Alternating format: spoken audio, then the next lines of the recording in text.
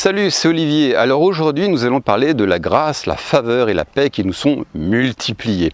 Alors tu penses bien que Dieu n'a pas de chouchou, il n'a pas de favori, et pourtant il semblerait que certains chrétiens soient plus bénis que d'autres. Comment cela peut-il se faire si Dieu aime tout le monde d'une manière égale? Et c'est ce que nous allons voir au travers d'un verset un petit peu plus loin, mais avant cela, je dois te dire que ce verset que je vais te citer, je l'ai reçu vraiment de la part du Saint-Esprit. J'ai vraiment été l'objet d'une conduite particulière du Saint-Esprit qui tenait vraiment à me montrer quelque chose. Et je me rappelle, donc c'était un samedi matin, je lisais les Écritures d'une manière un peu mécanique, et je lisais donc le verset qu'on va lire. Et le Saint-Esprit m'a arrêté et m'a dit « Olivier, est-ce que tu lis vraiment, est-ce que tu comprends vraiment ce que tu es en train de lire ?» Et j'ai lu ce fameux verset et j'ai dit « Waouh ! Quelle chose extraordinaire ! Ça fait des années que je lis la parole et j'ai l'impression de découvrir ce passage pour la première fois. » Et à peu près 1 heure ou 2 plus tard, j'ai mon meilleur ami qui vient me voir, qui me dit « Olivier, le Seigneur m'a montré quelque chose » et il me cite le fameux verset en question. Et à l'époque, lorsque le Seigneur voulait nous communiquer quelque chose de spécial à l'un ou à l'autre, eh bien on vivait toujours la même expérience. C'était comme une confirmation du Saint-Esprit. Et donc c'est ce jour où j'ai compris que le Seigneur voulait vraiment communiquer quelque chose, non seulement à moi, mais aussi à son corps, au sujet de cette fameuse vérité. Donc voici le fameux passage en question. « Que la grâce et la paix vous soient multipliées par la connaissance de Dieu et de Jésus notre Seigneur. » Je vais te le relire. « Que la grâce et la paix vous soient multipliées par la connaissance de Dieu et de Jésus notre Seigneur. » Alors déjà on nous dit que la grâce et la paix vous soient multipliées. Ça veut dire que certains chrétiens voient plus la paix et la faveur que d'autres, et certains l'expérimentent moins que d'autres. Alors comment se fait-il que certains soient plus bénis et d'autres moins? Et la réponse nous est donnée un petit peu plus loin, par la connaissance de Dieu et de Jésus notre Seigneur. C'est la connaissance la clé. Alors lorsque je parle de connaissance, il ne s'agit pas de connaissance intellectuelle, superficielle. Tu sais, il y a beaucoup de gens qui ont une excellente théologie. Ils sont capables de te citer des versets par cœur au sujet de Dieu. Ils peuvent même te tenir un très bon discours, un très bon sermon. Ils vont partager certaines vérités sur les réseaux sociaux, mais la vérité qu'ils renferment est complètement étrangère à leur cœur. Ils n'en ont pas la révélation. C'est juste au niveau intellectuel, mais ces vérités ne sont pas descendues dans leur esprit.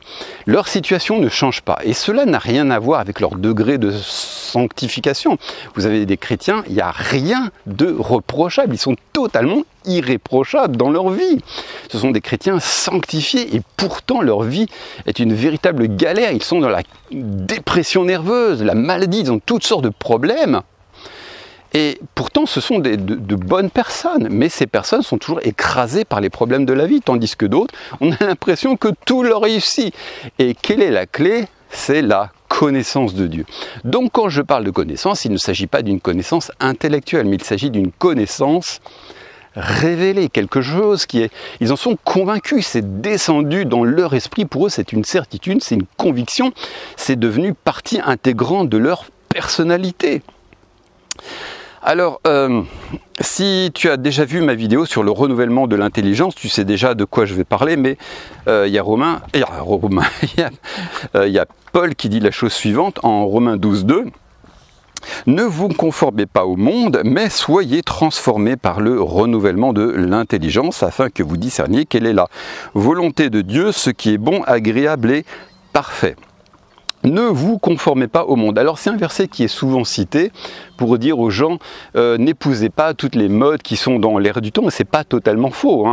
C'est quelque chose, on peut très bien l'interpréter dans ce sens-là, mais ce n'est pas exactement ce que Paul avait en tête. Il faut savoir que autrefois, la Bible n'était pas chapitrée. Tout ça faisait un seul bloc. Pour comprendre ce passage, il faut le comprendre dans son contexte. Et quel est ce contexte? Il faut savoir que dans Rome, dans l'église de Rome, il y avait 2 types de chrétiens. Il y avait des juifs convertis à Jésus-Christ et il y avait des Romains, des païens convertis à Christ. Seulement les Juifs avaient un peu un sentiment de supériorité parce qu'ils avaient la loi. En fait, ils n'avaient pas fait de franche distinction encore entre la grâce et la loi. Donc ils suivaient encore la loi dans une certaine mesure et ils se vantaient d'avoir la loi. Et c'est là où Paul intervient, il leur dit, mais ce qui compte, c'est la grâce en Jésus-Christ. C'est votre nouvelle identité, qui vous êtes en Christ et qui Christ est en vous. La loi n'a plus d'importance, ce n'est pas la circoncision ou l'incirconcision qui est de la valeur, mais d'être une nouvelle création. Donc voilà, après il utilise le mot monde, mais ne vous conformez pas au monde présent, et le mot monde ici c'est le mot aon. Et lorsque dans le Nouveau Testament on parle de l'aon, bien souvent on parle de la loi. Donc vraiment Paul, c'est ce que Paul est en train de dire, ne suivez plus la loi, mais soyez transformés par le renouvellement de l'intelligence. Et il dit en d'autres termes, ne suivez plus la loi, mais maintenant renouvelez votre intelligence avec la révélation de qui Dieu est. Que votre intelligence, vos pensées profondes soient conformes à la sagesse de Dieu, à qui vous êtes maintenant en Jésus-Christ. Et c'est ça qui change votre vie. Alors, le mot intelligence, d'ailleurs, c'est un mot qui n'existe pas dans la langue française, on l'a traduit par intelligence, mais en grec, c'est le mot nous, N-O-O-S. Et qu'on pourrait traduire par pensée profonde. Donc il ne s'agit pas de pensée superficielle, mais il s'agit de pensée profonde. Et qu'est-ce qui va transformer ta vie? Qu'est-ce qui va te permettre d'expérimenter plus la vie de Dieu au quotidien, quel que soit le domaine? Eh bien, c'est de renouveler ton intelligence par la sagesse, la connaissance de Dieu, mais en profondeur. Il ne s'agit pas de pensée intellectuelle. Il faut te laisser pénétrer par la parole de Dieu, au point où lorsqu'on te parle de l'amour de Dieu, ça vibre, tu es convaincu de l'amour de Dieu. Alors bien entendu, cette connaissance, elle grandit. Voilà, ça ne va pas venir d'un seul bloc où tu auras une pleine révélation de tout l'amour de Dieu. Mais déjà, tu peux grandir dans cette révélation. Que la justice de Dieu, de qui tu es en Jésus-Christ, de ce que Christ a fait pour toi, de qui tu es en Jésus-Christ, les réalités de la nouvelle création, te pénètrent profondément. Où c'est plus juste une connaissance intellectuelle, des versets bibliques que tu étales sur les réseaux sociaux, mais c'est quelque chose dont tu es fermement convaincu. Et c'est quelque chose qui te transforme, ça fait partie de ta psychologie. Et voilà, et c'est ça qui va te permettre d'expérimenter que la bénédiction, que la paix, la faveur te soit multipliée. C'est pas le fait encore de sanctifier encore plus ta vie. Il faut sanctifier ta vie, il faut ôter le péché, bien entendu. Mais c'est pas ça. C'est pas ça que Dieu veut. C'est te changer dans l'intérieur par le renouvellement de l'intelligence. Et il faut te laisser pénétrer par les réalités christique, je dirais, par qui tu es en Jésus-Christ. Ne lis plus la Bible de manière mécanique. Écoute, je veux te dire, arrête aujourd'hui, arrête de lire, de répéter des versets bibliques comme un perroquet. Il faut que ça cesse maintenant. Laisse-toi pénétrer, médite ces vérités, approprie-les jusqu'à ce que cela devienne quelque chose de vivant, de réel, pas juste un verset biblique que tu récites par cœur, comme ça ne sert strictement à rien. Et tu resteras immature toute ta vie comme ça. Moi, je connais des gens qui sont sains, ils sont irréprochables, mais ils vivent dans la dépression nerveuse, ils font de la dépression, ils sont oppressés jour et nuit. Leur vie est un calvaire. Pourquoi? Parce qu'ils n'ont pas renouvelé leur intelligence. Et peu importe combien ils sont sains, hein? Donc lorsque tu lis la parole, laisse-toi pénétrer, c'est la parole de Dieu, c'est pas un bouquin de contes. Quand Dieu dit par exemple que Dieu a tant aimé le monde qu'il t'a aimé, c'est la vérité. Il ne faut pas juste répéter ce verset pour épater les non-chrétiens et les amener à Christ. Il faut que ça soit une réalité pour toi, car Dieu t'aime, l'amour de Dieu doit t'atteindre. Hein? Par exemple, je vais vous donner un exemple. C'est le psaume 23. L'Éternel est mon berger. Tu lis ça. Waouh, l'Éternel est mon berger. Voilà qui est l'Éternel. Pour moi, il est mon berger. C'est une réalité. C'est pas pour Pierre, David, Jacques ou Églantine. C'est pour moi. L'Éternel est mon berger. Pour moi, pas pour les autres seulement. Je ne manquerai de rien. C'est toi que Dieu veut bénir. C'est pas ton voisin. C'est toi spécifiquement. Il me fait reposer dans de verts pâturages. C'est toi qui le fais reposer dans de verts pâturages. Ne dis pas ça aux autres, seulement dis-le à toi-même. Il me dirige près des eaux paisibles, il restaure mon âme. C'est pas pour ton voisin, ça, c'est pour toi.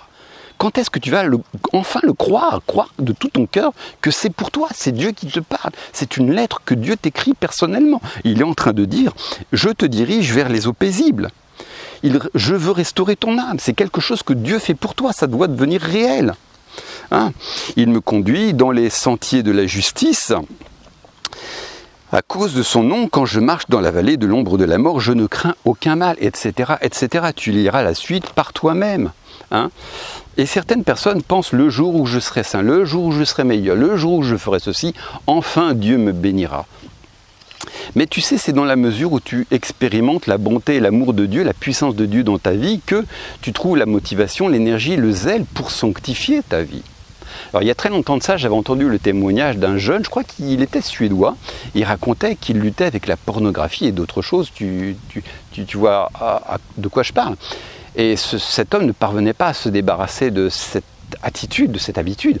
Parfois il tenait une semaine sans tomber, mais inéluctablement il retombait toujours dans son péché. Et un jour il a passé 1 heure ou 2, je ne sais plus combien de temps exactement, à louer Dieu, et à l'issue de ce temps qu'il a passé dans la prière, eh bien, il a ressenti l'amour de Dieu, mais vraiment très fortement. Il a été visité par l'Esprit de Dieu, il a eu une onction de l'amour de Dieu, et il se dit, depuis ce jour, je ne suis plus jamais retombé dans la pornographie. Il disait, non pas parce que j'étais délivré de la pornographie, mais parce que j'ai trouvé quelque chose de mieux. Quand tu expérimentes la bonté de Dieu, je peux te dire que l'attrait du monde va perdre en intensité. Tu n'auras plus envie de faire des péchés, de commettre le mal. Parce que tu auras connu quelque chose de mieux. Donc c'est maintenant que tu dois connaître Dieu, que tu dois permettre à Dieu d'agir dans sa vie, de te saisir de sa bonté, de sa grâce, de sa puissance qu'il met à ta disposition. Et lorsque tu vas expérimenter plus la vie de Dieu, tu verras que le monde perdra de son attrait. Hein, mais n'attends pas d'être parfait. Alors bien entendu, il faut sanctifier sa vie. Je crois qu'il y a aussi une bénédiction. Hein. À ça, j'en parlerai dans d'autres vidéos. Mais déjà, à ton niveau, Dieu veut manifester sa puissance, sa vie. Il veut que sa bénédiction te soit multipliée dès à présent. Je vais te donner un autre verset, mais il y en a plein. Par exemple, qui dit « Car celui qui sanctifie et ceux qui sont sanctifiés... » On va remonter. Hein. Car celui qui sanctifie et ceux qui sont sanctifiés sont tous issus d'un seul. C'est la raison pour laquelle il n'a pas honte de les appeler frères. Tu te rends compte que Jésus t'appelle frère. C'est pas une démarche, c'est pas une fraternité autoproclamée. C'est pas toi qui t'es autoproclamé frère. C'est le Seigneur Jésus lui-même qui a décidé de t'appeler frère. Tu es le frère de Jésus-Christ. Et c'est un choix de sa part de t'appeler ainsi, de te qualifier ainsi. Voyez quel amour le Père nous a donné, puisque nous sommes appelés enfants de Dieu. Et nous le sommes. Dieu a choisi de t'appeler son enfant. C'est pas toi qui as fait cette démarche, c'est pas Dieu qui est venu vers toi, c'est lui qui est venu vers toi. Un autre passage, béni soit le Dieu et Père de notre Seigneur Jésus-Christ, qui nous a bénis de toute bénédiction spirituelle dans les lieux célestes en Christ. En lui, Dieu nous a élus avant la fondation du monde pour que nous soyons saints et sans défaut devant lui. Et nous le sommes déjà par le sang de Jésus-Christ. Nous sommes déjà saints et sans défaut. Dans son amour, il nous a prédestinés par Jésus-Christ à être adoptés selon le dessein bienveillant de sa volonté. Le dessein bienveillant, Dieu te montre sa bienveillance. Hein. Il n'établit pas des conditions. Par pure grâce, il te manifeste sa bienveillance. Mais tout ça, il ne faut pas juste que ça soit des lettres imprimées sur un bouquin. Il faut que ça devienne une réalité dans ton esprit. Et comment ces choses vont-elles se faire? Par la méditation de la parole de Dieu, par la lecture de la parole de Dieu, et en te les appropriant avec ton cœur. Voilà, mais aussi longtemps que tu liras ces choses de manière mécanique, cela n'aura aucune incidence dans ta vie et tu vas ramer, les années vont passer et tu ne verras jamais Dieu intervenir dans ta vie. Voilà, écoute, c'est tout ce que je voulais partager avec toi. J'aurais bien d'autres choses à dire, mais je vais faire des vidéos courtes. Donc, je te donne rendez-vous pour une prochaine vidéo. Ciao!